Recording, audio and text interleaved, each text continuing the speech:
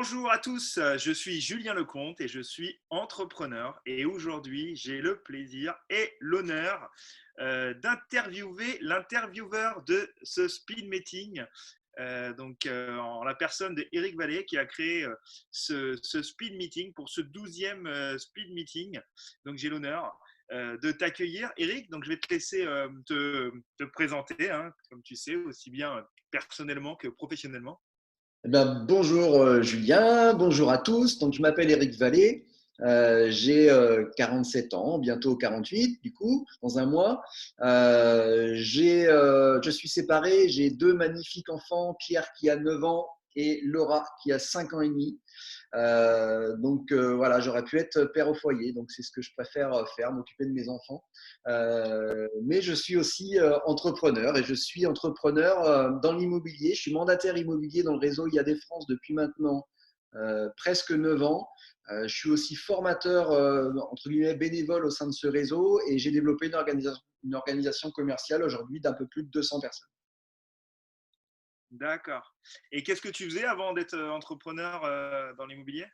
Alors avant, j'ai travaillé dans des grands groupes, un français et un groupe allemand, dans des centres de relations clients à distance, plus communément appelés centres d'appel, et j'étais manager. D'accord. Et aujourd'hui, en cette période de confinement, qu'est-ce qui te manque par rapport à ton travail habituel, quoi, ce que tu faisais habituellement? Quel est le plus gros manque que tu ressens? Alors c'est vrai, de façon classique, tous ceux que j'ai interviewés jusqu'à maintenant m'ont dit c'est voilà, le contact humain avec les amis, avec les clients, etc. C'est valable pour moi aussi, mais j'ai voulu faire un petit peu, mettre ça un petit peu de côté, être un peu original. Et ce qui me manque, c'est le sport.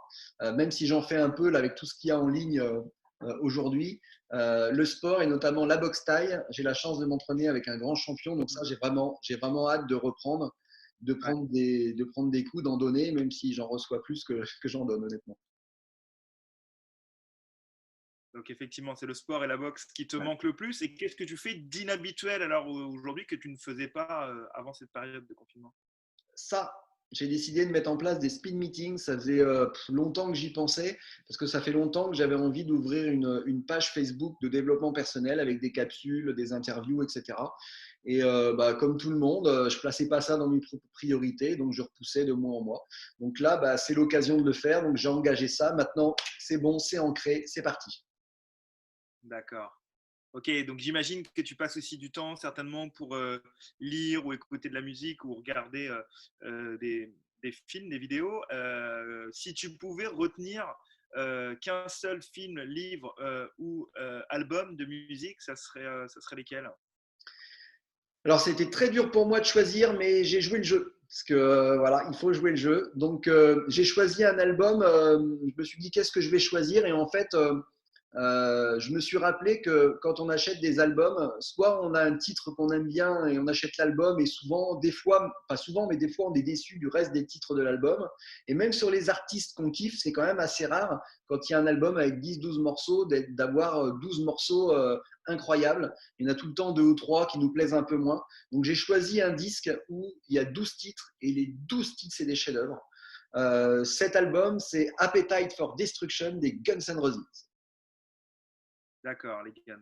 Ok, très bien. Pour le film, Et- pareil, il y a beaucoup de films que j'ai vus 10 fois, 20 fois, 30 fois, mais j'en ai retenu un, c'est Tenue de soirée de Bertrand Blier, Ah oui. avec Nuno, Depardieu et Blanc principalement, parce que j'adore les films avec des dialogues percutants, avec des punchlines, comme on dit aujourd'hui. Et là, il y en a une toutes les 5 secondes. Et en plus, c'est un film que j'ai vu tellement de fois qu'avec un pote, dans les années 90, on connaissait les paroles tellement, enfin le dialogue tellement par cœur qu'on arrivait machinalement à les replacer dans nos conversations, etc. Et donc on s'éclatait bien avec ça.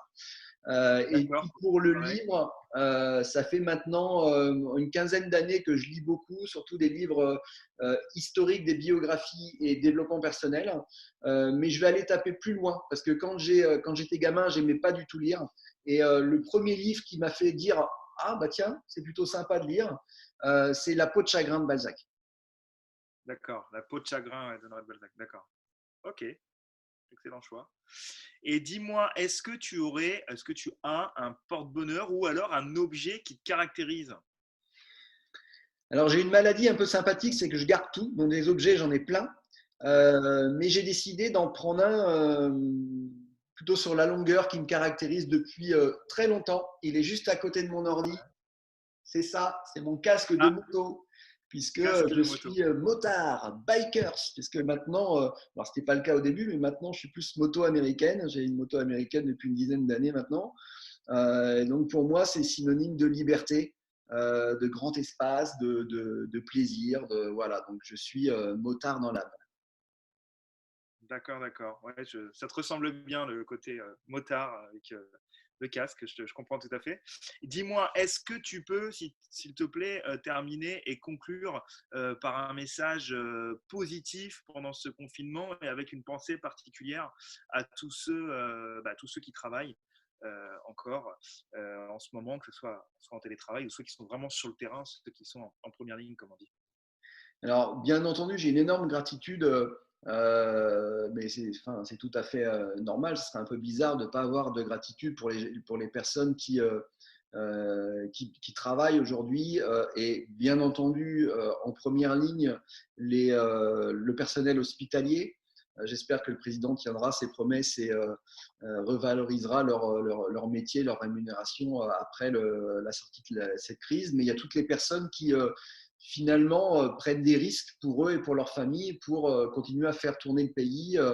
Je vais en oublier certainement, mais les routiers, les policiers, les pompiers, les personnes qui travaillent dans les magasins alimentaires, les agriculteurs, les personnes qui s'occupent de la propreté des villes, etc. J'en oublie certainement. J'ai une pensée particulière pour les entrepreneurs parce que j'en suis un et je sais que pour certains c'est très compliqué.